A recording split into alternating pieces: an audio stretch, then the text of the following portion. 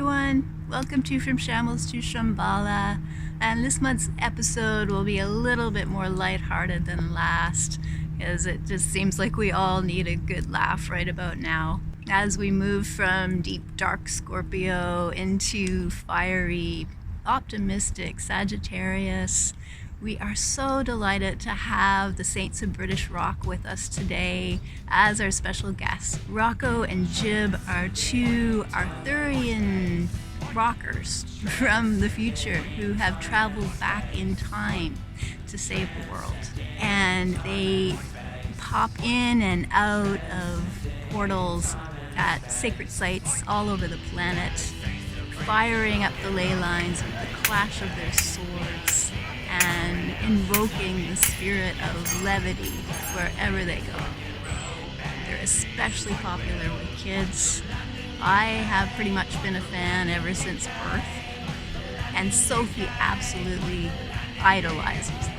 This may all seem a little bit silly, especially when so much serious stuff's going on in the world, but we're in the 14th gene key right now with its shadow of compromise, and it just feels like it's time to shake off some of that angst and just play and laugh like children for a change. As we move into Sagittarius, the archer ruled by magnanimous Jupiter, it just feels like it's time to dream our biggest dreams, those kinds of dreams that we used to dream when we were children, and to remember our superpowers and that bounteousness which is our birthright, and to reach for the stars and aim our arrows at the sun.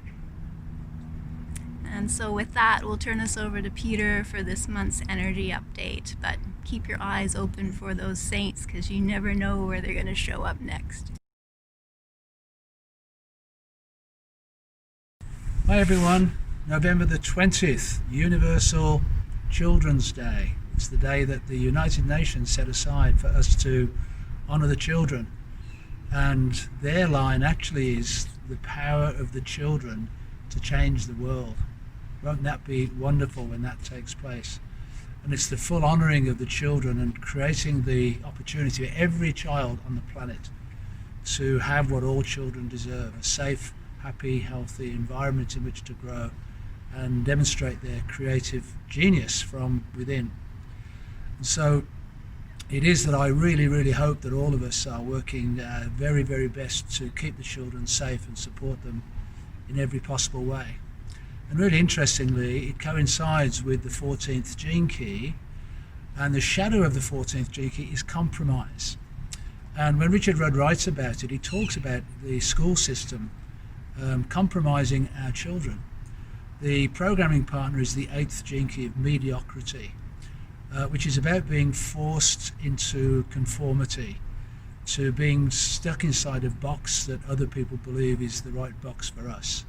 And so when you put those two together, mediocrity, conformity, and compromise, it's the loss of the dream, it's the loss of the passion that you have in life, because you're being directed in a particular direction which is not your own. And it starts with the conditioning of our parents and continues through our school system. So we end up with living an uninspired life and losing that deep and profound passion that we have for being here on the planet. Whereas in reality, the gift is competence. And competence is all about the way in which we do our work in the world.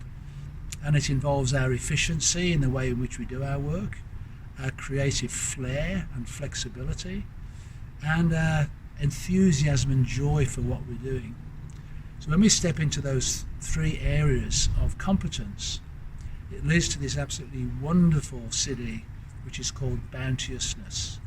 And bounteousness means the bounty of all, the great abundance that we can all live with and live by.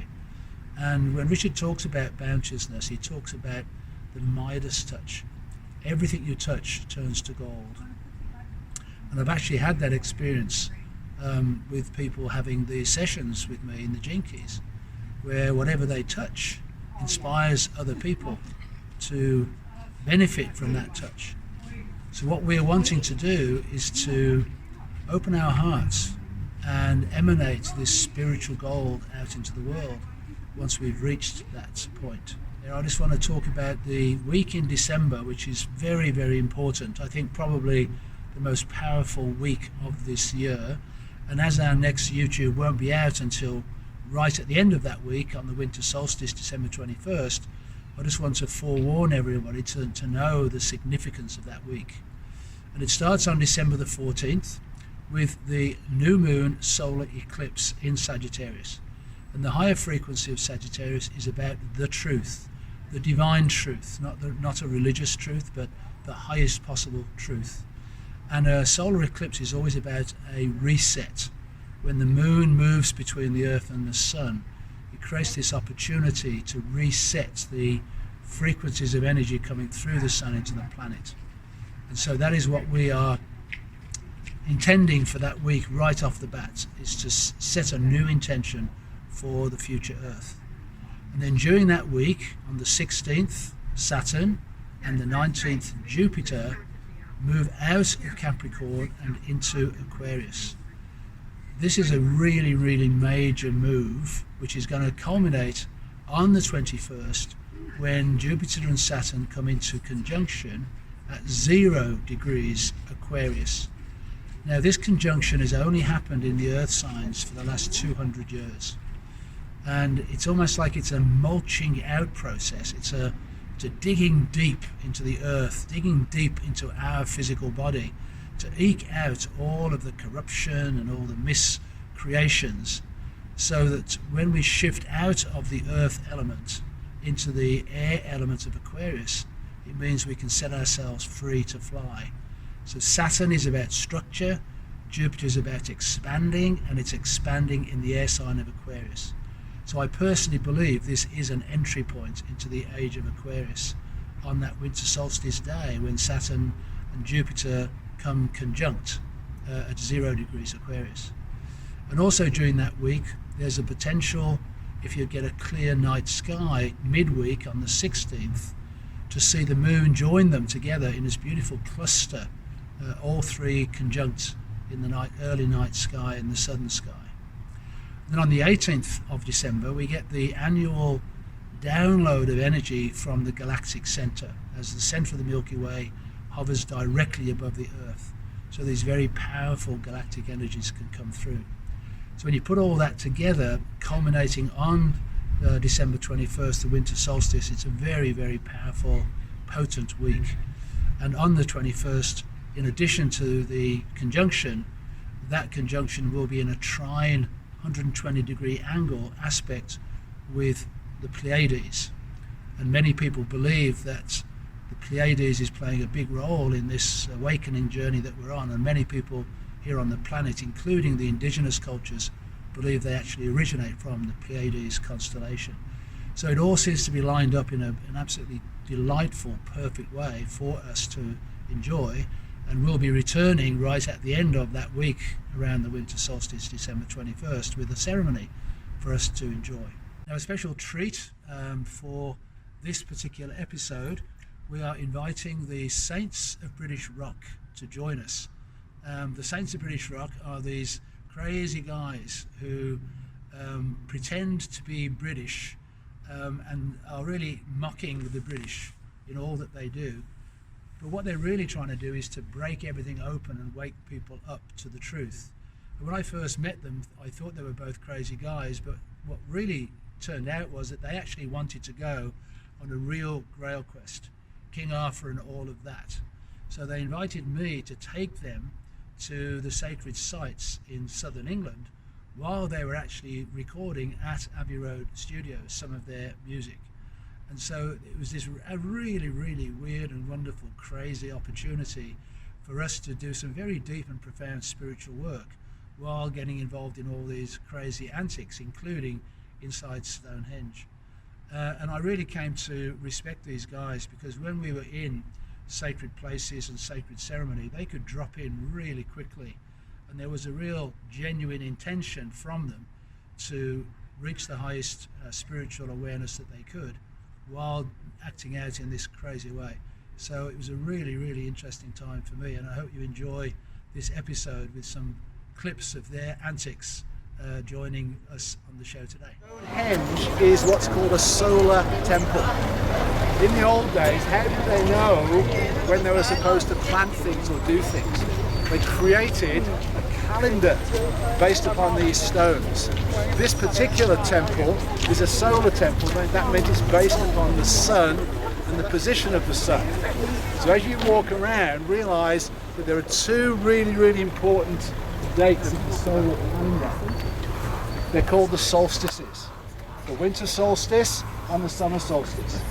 So there's an alignment inside the henge to the winter and summer solstice suns. See if you can spot it for yourself. And I'll explain once we're inside how the actual structure works. But it's a living structure, it's a temple, and as you are all musicians, you need to know that one of the most important elements inside that temple is sound. Yeah! The only problem is we can't hear that sound with our ears because it's in the ultrasound part of the frequency spectrum. So just like with light, we can see the visible spectrum, we can't see the infrared, we can't see the ultraviolet. Similarly, most of us can't hear ultrasound. There may be one or two of you that do. And those stones have been known to emit a sound under certain circumstances. Typically just before a lightning storm, when the atmosphere is electrically charged, they have been known to sound a tone. So the work that you're doing in your music is completely and totally connected to this. Captain?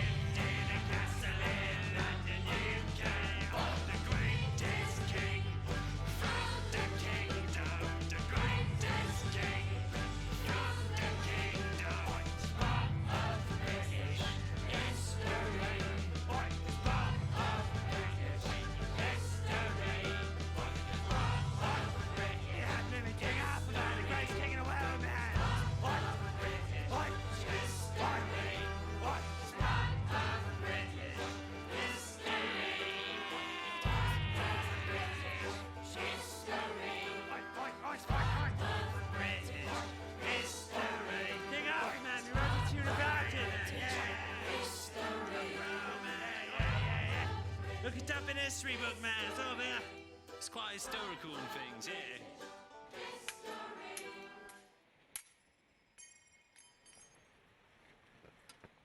Shit, man. I'm sorry, man.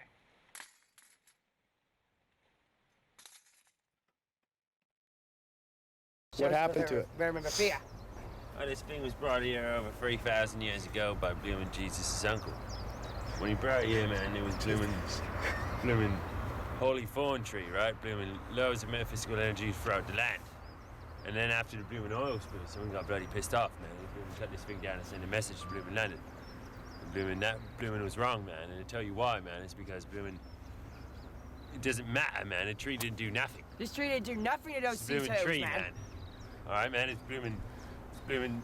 Your beef isn't with the tree, man. It's with the blooming. It's with EH, man. Yeah, it's with VH. And things like that. It's not with this tree, man. This Man, tree this didn't tree do didn't nothing do to nothing, nobody. all right? And blooming, trust me, man.